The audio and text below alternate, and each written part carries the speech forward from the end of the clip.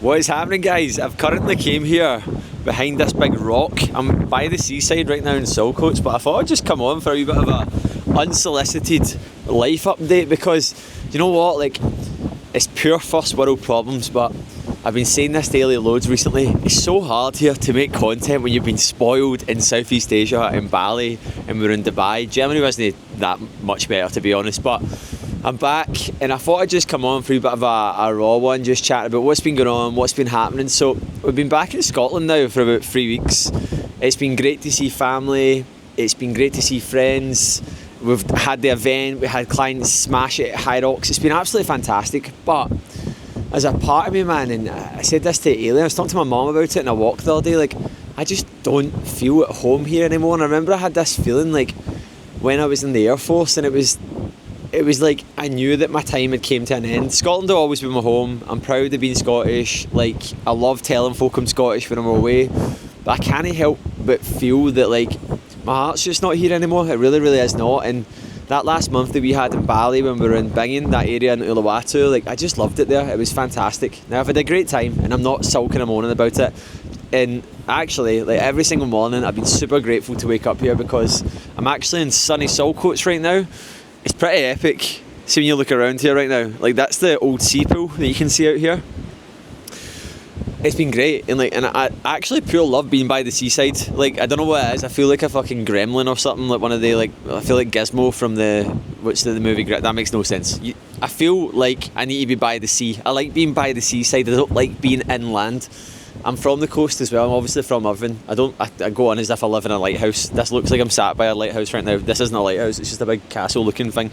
But yeah, it's been, the last few weeks have been great, but I'm ready to go. We've got a few travels coming up right now. We've got America coming up next month, which is going to be awesome. We booked that out actually the other day because we had to get our visa for that, so we're going to be there for 10 days. Then after that, we're running the next Ready for Anything retreat, which is going to be in Cyprus, and then we're going to actually spend a few weeks in Cyprus. The biggest thing that I've spoke about a lot recently is, like, the importance for me of actually having a place. Like, we've kind of started this nomadic lifestyle, this nomadic way of life where we're just on the go non-stop, man. So the one thing I've really, really found is that, like, when we're only somewhere for like 7 to 10 days at a time, it's hard for your routine, it's hard for your training, it's hard when you're jumping between different time zones. Like, I chose this at the end of the day, I'm not moaning about it, but it's just teaching me so much about myself as well, which has been great. But we've got that coming up, and then after that we're going to, like, obviously our plans with Hyrox was to qualify for World Championships, but obviously that didn't go to plan. And yeah, now, so basically we're going to go back to Southeast Asia. So the plan is we're going to go to Vietnam, I think, for a month, go to Da Nang.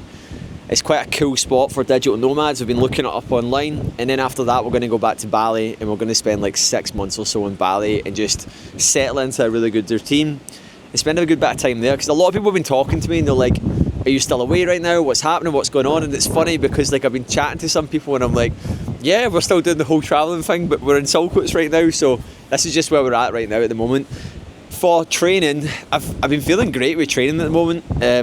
Basically, I've busted my ankle. It turns out, as of last week, I went and got a scan, and I have a stress fracture. It's healing, so I'm probably not going to be able to run for about another like 4 or 5 weeks.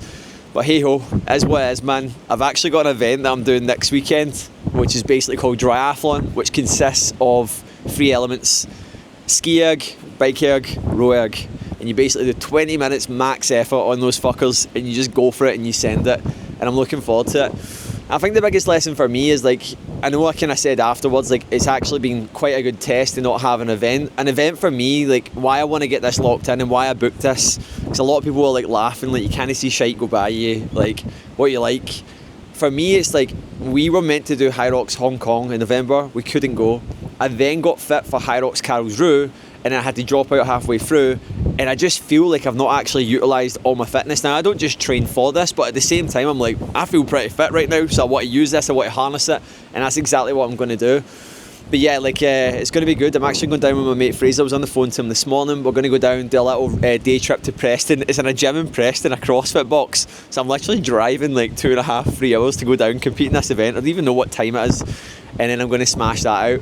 But yeah, like, I think the biggest lesson for me in all of this, and I've been talking to a lot of clients about it, and I actually mentioned this on our call on Monday. So last week when I went to the hospital, I basically couldn't help but look around, and I felt like the Crosshouse Hospital looked like a graveyard. Like, there was a lot of people that obviously did not want to be there, and there was a lot of people that had obviously like kind of put themselves there with poor health, not looking after themselves.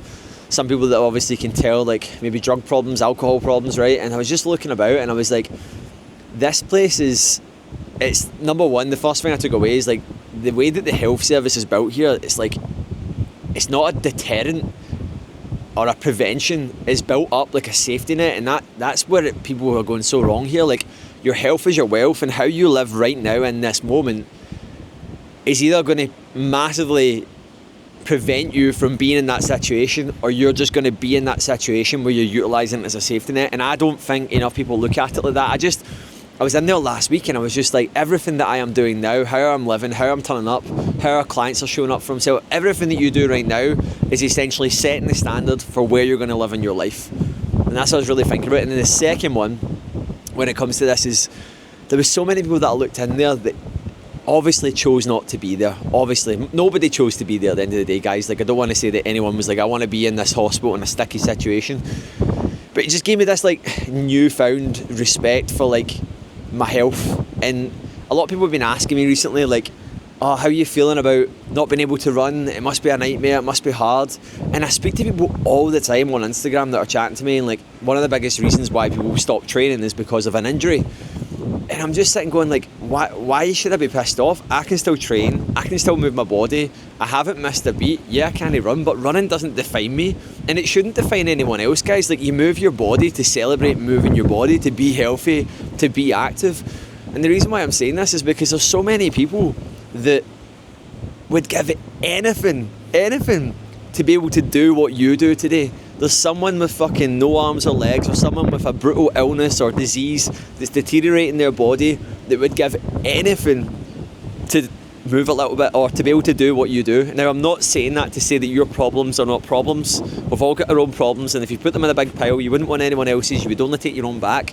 But at the same time, it's a little bit of perspective, because it's very, very easy to fall into the mindset where you just become a victim to your own circumstances, and then you're not actually looking about. And for me, last week when I went to that hospital, and between going to the hospital, focusing on my own shit, like making loads of progress, and actually looking at the bright side of things, and then speaking to lots of people that come to me and they say to me, like, because it's been a recurring theme, a lot of folk are like, how are you dealing with not being able to run?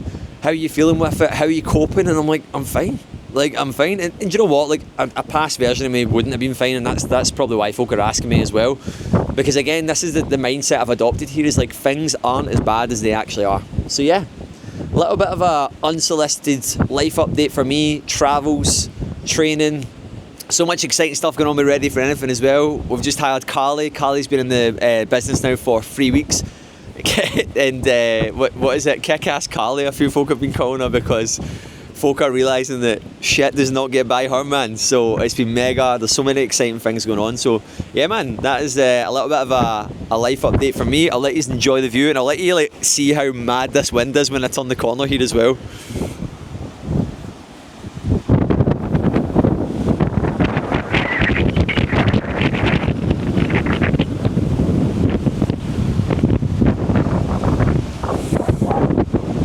If you haven't subscribed to the channel, subscribe to the channel.